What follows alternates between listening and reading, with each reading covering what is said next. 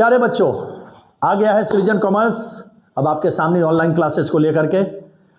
हम लोग की पहचान मुजफ्फरपुर बिहार से है बच्चों। हमारा ऑफलाइन क्लास मुजफ्फरपुर में लगभग 18-19 वर्षों से चला आ रहा है। चलो बच्चों, अब ऑनलाइन क्लासेस के लिए भी हम आपके सामने लेकर के आए हैं ज्ञान से सफलता की तरफ, एक ऐसा बैच जो श्री ज्ञान से नाम से है। और हमारे YouTube चैनल पे वो बैच आपको श्री ज्ञान के नाम से मिलेगा और हर टॉपिक वाइज आपको वीडियो मिलेगा, लाइव क्लासेस मिलेगी, प्रॉपर तरीके से आपको नोट्स प्रोवाइड होगा बच्चों। मेरा नाम डॉक्टर प्रणव झा हुआ। शिक्षा के क्षेत्र में लगभग 20 वर्षों से काम कर रहा हूं बच्चों, और 20 वर्षों में सृजन को एक बहुत ही अलग पहचान दी गई है। लेकिन हमारे साथ दिक्कत क्या थी कि मैं सरकारी नौकरी भी करता हूं, CBSE स्कूल्स में पढ़ाता भी हूं और साथ साथ अपनी कोचिंग भी चलाता था, जिसके कारण हमें मौका नहीं मिलता था ऑनलाइन क्लासेस में उस तरीके से काम करने का।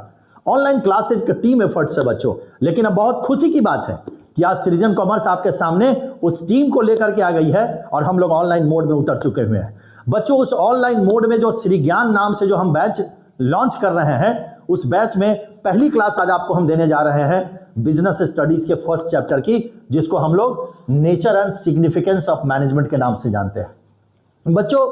बिजनेस स्टडी पढ़ने से पहले मैं आपको बता दूं कि किसी भी एरिया में किसी काम को करने से पहले आपको प्लानिंग करनी होती है बच्चों। करना कुछ नहीं है, मैं जो नोट्स आपको प्रोवाइड कर रहा हूं वो नोट्स आप स्टडी करें बच्चों, और नोट्स के साथ साथ NCERT को फॉलो करें। और आपको थोड़ा डेप्थ में भी अगर नॉलेज चाहिए तो आप पूनम गांधी को स्टडी करें बच्चों। मैं आपको बता दूं कि बिजनेस स्टडीज में आप जितना भी लिटरेचर को स्टडी करेंगे उतना ही ज्यादा आपके अंदर डेवलपमेंट होगा। चलो बच्चों, आज थोड़ा सा जो हमारा आज बैच लॉन्च हो रहा है, बहुत खुशी की बात है हमारे लिए। तो मैं सबसे पहले थोड़ा सा आपको डिस्कस करता हूं nature and significance of management के बारे में बच्चों। ये जो चैप्टर है, इस चैप्टर में सबसे पहला जो टॉपिक हम लोग को स्टडी करना है मैनेजमेंट के बारे में। सेकेंड जो हम लोग को स्टडी करना है कैरेक्टरिस्टिक्स ऑफ मैनेजमेंट। थर्ड जो काम करना है ऑब्जेक्टिव्स ऑफ मैनेजमेंट। फोर्थ जो काम करना है importance of management, nature of management, levels of management, function of management और कोऑर्डिनेशंस। थोड़ी सी बच्चों आज आवाज फंसी हुई है, लेकिन हमने प्रॉमिस किया था आपको कि मैं आज आपको पहला बैच दूंगा। बैच का हम लोग आज अनाउंसमेंट करने वाले हैं और आज के बाद वीकली आपको वीडियो इसका मिलता रहेगा, लाइव क्लासेस भी आपको मिलती रहेगी। तो मैंने सोचा चलो कोई बात नहीं है, बच्चे हैं, गला अगर फंसा भी हुआ है तो अगर नॉलेज मिलेगा तो बच्चों को किसी तरह की कोई परेशानी नहीं है। चलो बच्चों, हम बात करते हैं। आज मैं प्रयास करूंगा कम से कम 2 यूनिट्स आपके साथ डिस्कस करने की मैं बात करूंगा। पहला जो यूनिट है बच्चों हमारा वो है मैनेजमेंट का। बच्चों बड़ा बहुत अलग टाइप का वर्ड है। एक घर को चलाने के लिए, एक मंदिर को चलाने के लिए, एक मस्जिद को चलाने के लिए, स्कूल्स को चलाने के लिए, कॉलेज को चलाने के लिए, देश को चलाने के लिए, राज्य को चलाने के लिए एक ऐसा व्यक्ति होना चाहिए जो कि पूरे सिस्टम को क्या करे, चलाए। वो क्या है? मैनेजमेंट है। अगर हम लेमैन की भाषा में बात करें, स्कूल का प्रिंसिपल पूरे स्कूल को चलाता है, वो क्या कर रहा है? मैनेजमेंट कर रहा है। अगर कोई देश का प्राइम मिनिस्टर वो पूरे देश को चला रहा है, वो क्या कर रहा है? मैनेजमेंट कर रहा है। राज्य का चीफ मिनिस्टर अगर किसी स्टेट को चला रहा है वो तो क्या कर रहा है? मैनेजमेंट कर रहा है। लेकिन बच्चों अगर मैनेजमेंट की बात हम बात करें, अगर इसके प्रॉपर डेफिनेशंस की बात हम करें तो हम कह सकते हैं management is an art of achieving organizational goals through others in an effective and efficient manner. बच्चों ये जो डेफिनेशन है इसमें बहुत सारी चीजें हैं। क्या लिखता है? Management is an art. Art का मतलब क्या होता है? बहुत सारे ऐसे सिंगर होते हैं, हर सिंगर की एक अपनी पहचान होती है। मैं आपको बता दूं, मोहम्मद रफी साहब अलग तरीके से गाने गाते हैं, और जो हमारे जो डायरेक्टर होते हैं उनको डिसाइड करना होता है कि हम किस सिंगर से गाने गवाएं। अभी आप देखिए एक बड़ी अच्छी मूवी आई है, ठीक है, 21, उसमें 3 गाने हैं और तीनों अलग अलग सिंगर से गाने गवाए गए हैं। एक अरिजीत सिंह साहब ने गाया है, एक विशाल जी ने गाया है, और कमाल, तीनों गाने कमाल है। तो मैं आपको एक बात बता दूं कि यही है मैनेजमेंट। ये आर्ट है, आपको पहचानना होता है। एक स्कूल के प्रिंसिपल्स को पहचानना होता है कि हमारा जो रिसोर्स है वो किस काम को बहुत अच्छे तरीके से कर सकता है। एक कॉलेज के प्रिंसिपल्स को पहचानना होता है कि कौन किस व्यक्ति को काम को कर सकता है। अभी मैं आपको बता दूं, अभी हमारे मुजफ्फरपुर से एमपी में यहां से जीते, वो डॉक्टर है पेशे से, और पहली बार जीते और पहली बार केंद्र में उनको मंत्री बना दिया गया। क्यों? वो पर्सन उस काम को अच्छे से कर सकता है, विद्वान है। ये पहचान मैनेजमेंट की होती है। मैनेजमेंट को ढूंढना होता है कि हमारा जो रिसोर्स है उसका प्रॉपर यूटिलाइजेशन हम कैसे करें। तो सबसे पहला जो वर्ड है ये आर्ट है। आर्ट, हर व्यक्ति की अपनी विशेषता होती है, हर व्यक्ति की अपना स्किल्स होता है, उसकी अपनी क्रिएटिविटी होती है। वो जितने स्किल्स से अपनी क्रिएटिविटी से काम करेगा वो मैनेजमेंट उतना ही अच्छे तरीके से आपको रिजल्ट देगा। ये जरूरी नहीं है कि आज जो मैनेजर काम कर रहा है, कल अगर 1 साल के बाद अगर कोई दूसरा मैनेजर उसी पोस्ट पे आता है तो वो वही काम करेगा जिस तरह से पहला मैनेजर काम करता था। ऐसा नहीं होता है। हर मैनेजर्स की अपनी क्वालिटी होती है, अपना स्किल्स होता है, अपनी क्रिएटिविटी होती है बच्चों। दूसरी बात मैंने कहा अचीविंग ऑर्गेनाइजेशनल गोल, कुछ नहीं, एक ही बात होता है कि आप कैसे अपने ऑब्जेक्टिव्स को अचीव करते हैं। अगर आपने अपने ऑब्जेक्टिव्स को अचीव कर लिया बच्चों तो समझिए आपको सब कुछ मिल गया। तो हर मैनेजर की एक प्राइम रिस्पॉन्सिबिलिटी होती है कि आपने जो ऑब्जेक्टिव फिक्स किया है उस ऑब्जेक्टिव्स को आप अचीव करें। उसके बाद थ्रू अदर्स, मैनेजमेंट को जो मैनेजर होता है उसको काम नहीं करना होता है, उसके पास जो रिसोर्स है, उसके पास जो रिसोर्स की अवेलेबिलिटी है उसके अकॉर्डिंग टू आपको परफॉर्म करना होता है। और कैसे इफेक्टिव और इफिशिएंट मैनर। इफेक्टिव और इफिशिएंट मैनर के बारे में बच्चों मैं आगे बात करूंगा। सीबीएसई के लिए बड़ा इंपॉर्टेंट टॉपिक है, इससे कितने बार केस स्टडीज में क्वेश्चन पूछे गए हैं। तो मैं बात करूंगा इफेक्टिव और इफिशिएंट मैनर्स के बारे में। देखो बच्चों, कोई भी काम जो है ना मिनिमम कॉस्ट भी लगना चाहिए। कोई मैनेजर अगर कहता है कि मैं इतना पैसा लगा करके मैंने ये काम कर दिया है तो सच पूछिए तो सही बात नहीं होता है। सच्ची बात पता है क्या है? मिनिमम कॉस्ट में मैक्सिमम यूटिलाइजेशंस, और काम भी सही समय पे पूरा होना चाहिए। ये सारी बातें, इसके बारे में हम लोग आगे डिस्कशन करेंगे। तो बच्चों बहुत सारी बातें आपको समझ में आ गई होगी कि मैनेजमेंट क्या है, एक आर्ट है, और मैनेजमेंट हमेशा अपने ऑब्जेक्टिव्स के लिए काम करता है। और जो ऑब्जेक्टिव्स के लिए काम करेगा वो किससे करवाएगा? जो आपके पास रिसोर्स है उसको यूज करना है, और साथ साथ में इफेक्टिव और इफिशिएंट मैनर के साथ काम करना है। और भी बहुत सारे लोगों ने डिफिनेशंस दिया। Management is also a process as it includes sequence of steps और सीरीज ऑफ फंक्शंस। क्या क्या है इसमें भाई? प्लानिंग है, ऑर्गेनाइजिंग है, स्टाफिंग है, डायरेक्टिंग है और कंट्रोलिंग है। कहने का मतलब एक मैनेजर को बच्चों ये पांचों फंक्शंस को यूज करना है।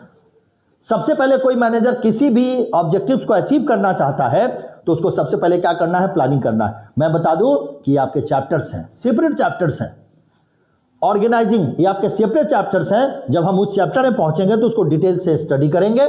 इसी तरह से स्टाफिंग है, डायरेक्टिंग है और कंट्रोलिंग है। इस सारे ऑब्जेक्टिव्स को पूरा करने के लिए हम लोग इस सारे फंक्शंस के ऊपर बच्चों क्या करते हैं? वर्क करते हैं। तो हम कह सकते हैं कि management is necessary in all types of organization. दुनिया का कोई ऐसा एरिया नहीं है जहां बिना मैनेजमेंट का कोई काम हो जाए बच्चों।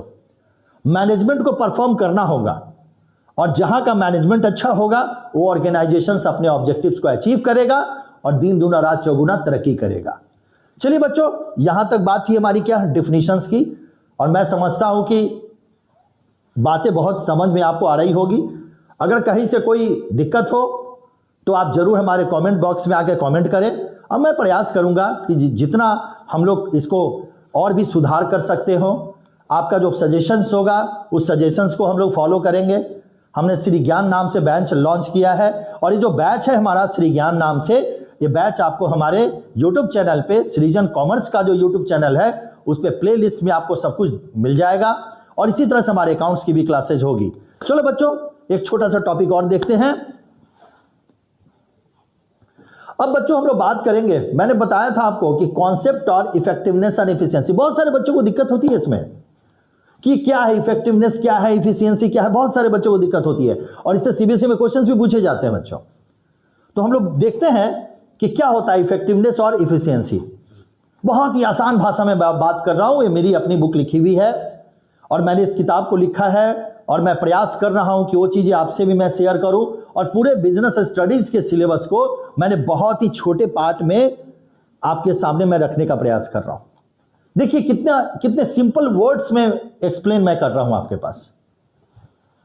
Effectiveness, it refers to completing the work within a given time period, no matter what will be the cost.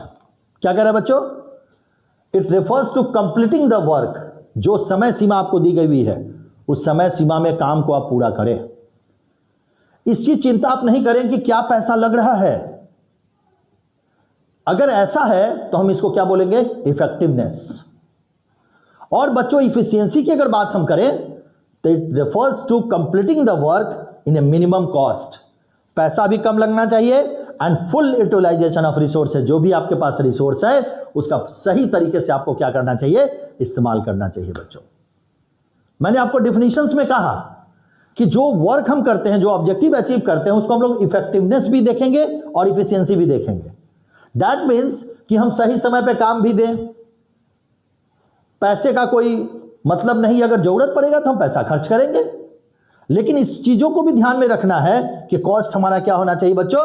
Minimum होना चाहिए, और जो भी हमारे पास रिसोर्स है इसका प्रॉपर तरीके से क्या होना चाहिए बच्चों? यूटिलाइजेशन होना चाहिए। अब बच्चों इसके बाद जो टॉपिक हम लोग को स्टडी करना है वो करना है characteristics and features of management. बच्चों हम प्रयास करेंगे कि दो दो छोटा छोटा यूनिट लेकर के हम आपको दो, जिससे आपको पढ़ने में इंटरेस्ट लगे, और कंप्लीट पूनम गांधी और एनसीईआरटी को आप यूज करें और हमारे नोट्स को यूज करें। किसी तरह की कोई दिक्कत आपको नहीं होगी। और बहुत जल्द हमारे अकाउंट्स का भी वीडियो आपके सामने आएगा, और अकाउंट्स की भी प्रॉपर तरीके से 11th 12th सबकी क्लास, 11th की क्लास कुछ दिनों के बाद स्टार्ट होगी, 12th की क्लासेज अभी आपको रेगुलर बेसिस पे मिलेगी। और आपका जो भी सजेशन हो, आप जो भी कुछ हमसे रिक्वेस्ट करना चाहते हैं, हमसे आप कहना चाहते हैं, वो आप हमारे कमेंट बॉक्स में कहिए। हम प्रयास करेंगे कि उसमें और भी सुधार लाया जाए और भी अच्छे तरीके से हम लोग काम करें। चलो बच्चों देखते हैं फीचर्स ऑफ मैनेजमेंट। अगर बच्चों हम फीचर्स ऑफ मैनेजमेंट की बात करें तो इसमें सबसे पहला क्या है? Goal oriented.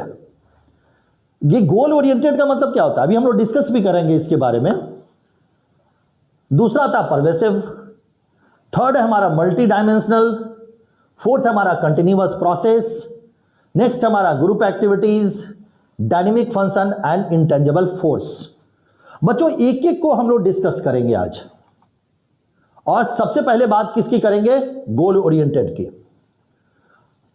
बच्चों लिखता है management is a goal oriented process. हमेशा जो मैनेजमेंट का वर्क होता है ना, जब भी आप कोई काम करने जाते हैं तो सबसे पहले आप एक ऑब्जेक्टिव सेट करते हैं कि हमको करना क्या है। जैसे बच्चों आपका ऑब्जेक्टिव्स क्या है? 12th में अच्छे मार्क्स लाने हैं, 11th में थोड़ा इधर उधर आपने किया है बहुत ज़्यादा, लगभग बच्चे 11th में इधर उधर करते हैं, बच्चे मन से पढ़ते नहीं हैं। लेकिन बच्चों 12th में प्रॉपर प्लानिंग करनी पड़ेगी। अगर आपने 12th की प्रॉपर प्लानिंग नहीं की और 12th को सही तरीके से आप सिस्टमेटिक होकर के आपने स्टडी नहीं किया तो आप 12th में अच्छा नहीं करेंगे।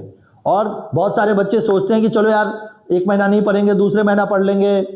तो मैं आपको बता दूं कि अगर जैसे ही यहाँ बैकलॉग आपका लगेगा टॉपिक वाइज, उसके बाद आपकी परेशानी बढ़ जाएगी। इसलिए बच्चों एवरीडे का प्लान करो कि मुझे 2 घंटे बीएसटी पढ़नी है, 2 घंटे अकाउंट्स पढ़ना है, 1 घंटे इंग्लिश पढ़नी है, मुझे इकोनॉमिक्स पढ़ना है। एवरीडे हर सब्जेक्ट को आपको फॉलो करना होगा।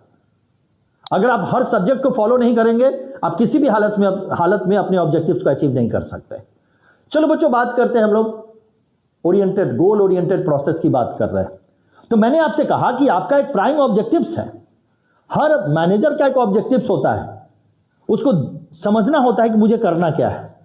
और आपको अच्छे तरीके से जब आप मैनेजमेंट चलाइएगा तो आपको प्रोसेस में आना होगा, और प्रोसेस के थ्रू आपको आपका जो ऑब्जेक्टिव्स है, जो आपके पास रिसोर्स है, जो आपके पास मनी है, जो आपके पास कैपिटल है, उसी के अकॉर्डिंग टू आपको क्या करना होगा? अपने ऑब्जेक्टिव्स को अचीव करना होगा। तो जो पहला हमारा बच्चों फीचर्स है वो है मैनेजमेंट के लिए गोल ओरिएंटेड प्रोसेस। मैनेजमेंट का पहला ऑब्जेक्ट जो है कि आप अपने ऑब्जेक्टिव्स को सेट करें और फिर जाकर के उसके अकॉर्डिंग टू आप अपने आप को परफॉर्म करें। बच्चों सेकेंड जो हमारा है मैनेजमेंट इज परवेसिव। बच्चों मैं आपको बता दूं 2 बातें हैं यहां।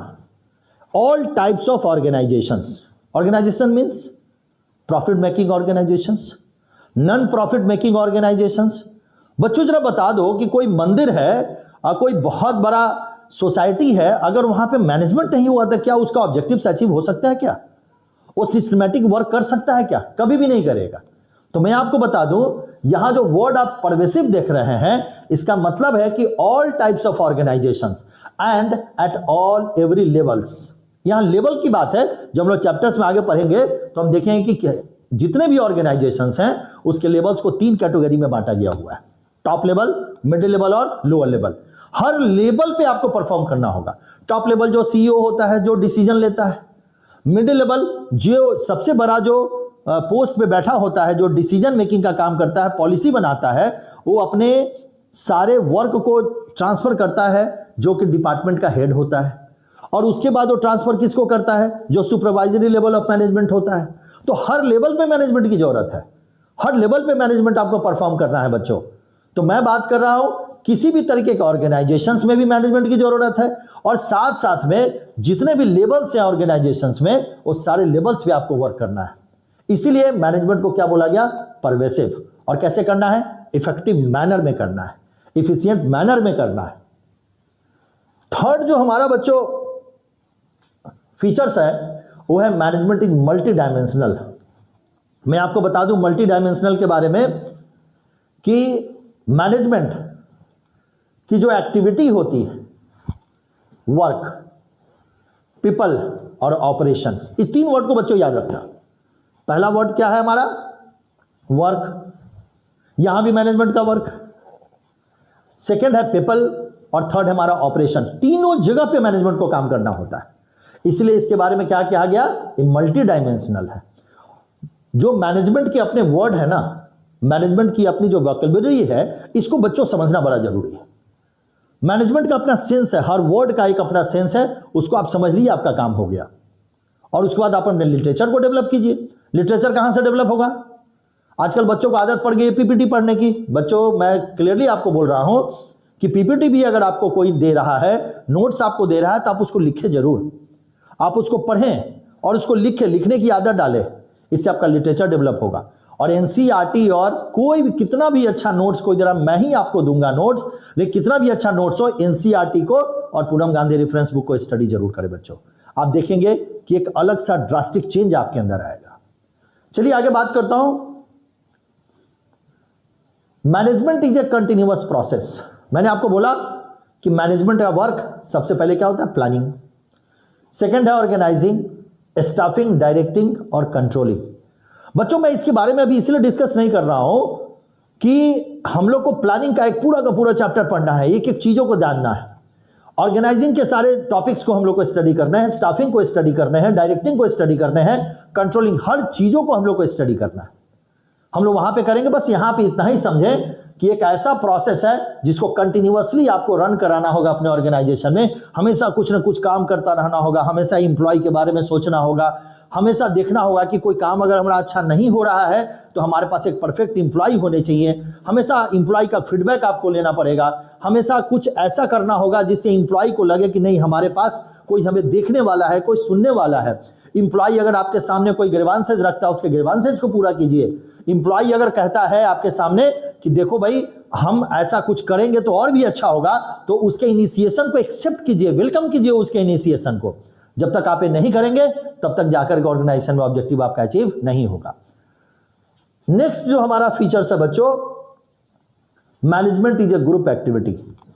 ग्रुप इन द सेंस कि मैं आपको बता दूं, आप क्रिकेट का मैच देखते हैं, आप फुटबॉल का मैच देखते हैं, आप देखते हैं ना हर टीम में अगर थोड़ा थोड़ा, अगर हर प्लेयर अगर अपना योगदान देता हो, कंट्रीब्यूशंस देता हो, तो कभी भी देश मैच नहीं हारेगी। यही चीज ऑर्गेनाइजेशंस में होता है। ऑर्गेनाइजेशंस में जिस दिन से इंप्लॉय इस बात को समझना शुरू कर दे कि ये ऑर्गेनाइजेशन, एक कंपनी मेरी है, उस दिन से ऑर्गेनाइजेशंस को ऊपर उठने से कोई नहीं रोक सकता है बच्चों। तो सबसे ज्यादा जरूरी है कि हम लोग को इंडिविजुअल परफॉर्मेंस के लिए काम नहीं करना है। मैनेजमेंट को सोचना है कि पूरे समूह को लेकर के चले, पूरे ग्रुप को लेकर के चले, और तब जाकर के ऑब्जेक्टिव हमारा अचीव हो। मैनेजमेंट एक डायनेमिक फंक्शन है। क्यों डायनेमिक फंक्शन है बच्चों? बहुत सारा चेंज होता रहता है, गवर्नमेंट पॉलिसी लाती रहती है, टेक्नोलॉजी में ड्रास्टिक चेंज होता रहता है। तो जो चेंज हो रहा है ना, मैनेजमेंट को उस चेंज के साथ चलना है। मैनेजमेंट जब तक उस चेंज के साथ नहीं चलेगा और उस चेंज को एक्सेप्ट नहीं करेगा और जो भी नई टेक्नोलॉजी आ रही है उसको एक्सेप्ट नहीं करेगा, तब तक जाकर ऑर्गेनाइजेशन में डेवलपमेंट नहीं होगा। तो जरूरी है बच्चों कि मैनेजमेंट का जो डायनेमिक फंक्शन है, management has to make change according to the external environment to survive in the competitive market. External environment की बात कर रहा हूं। बाजार में सोच बदल गई, मार्केट में कस्टमर का टेस्ट चेंज हो गया, मार्केट में कस्टमर के प्रेफरेंसेस चेंज हो गए, अब कस्टमर को अलग टाइप का प्रोडक्ट चाहिए बच्चों। तो इसके लिए आपको क्या करना होगा, मैनेजमेंट को सोचना होगा, समझना होगा, और जो चीजें बाद में होने वाली उसकी प्लानिंग आपको पहले कर लेनी होगी। जब आप ऐसा करेंगे बच्चों तो आपके ऑब्जेक्टिव्स अचीव होंगे और आपके ऑर्गेनाइजेशन बहुत आगे की तरफ जाएगा। इसी तरीके से बच्चों मैनेजमेंट एक क्या है, इंटेंजिबल फोर्स है। मैं छोटा सा 2 एग्जांपल देता हूं। आप किसी प्राइवेट बैंक में जाएं, आपको पता नहीं चलेगा, एकदम सिस्टमैटिक वर्क सारा हो रहा है। आप जाएंगे, आपको पता चलेगा मुझे पैसा यहां जमा करना है, लोन का वर्क यहां पे है, पैसा यहां से निकालना है, सारे वर्क आपको पता है। लेकिन वही आप किसी गवर्नमेंट बैंक में जाए तो परेशानी होती है, लाइन लगी होती है और कौन सी लाइन किस चीज की हमको पता नहीं होता। यही दिक्कत है, ये सबसे बड़ी परेशानी है। तो मैनेजमेंट का क्या मतलब होता है कि आप किसी स्कूल्स में जाते हैं और आपको प्रिंसिपल से मिलने के लिए प्रॉपर तरीके से अपने बारे में इंफॉर्मेशन देना हो, तो एक सिस्टम जो बनाया गया हुआ है, ये जो सिस्टम है, ये सिस्टम दिखता है, मैनेजमेंट फील किया जाता है।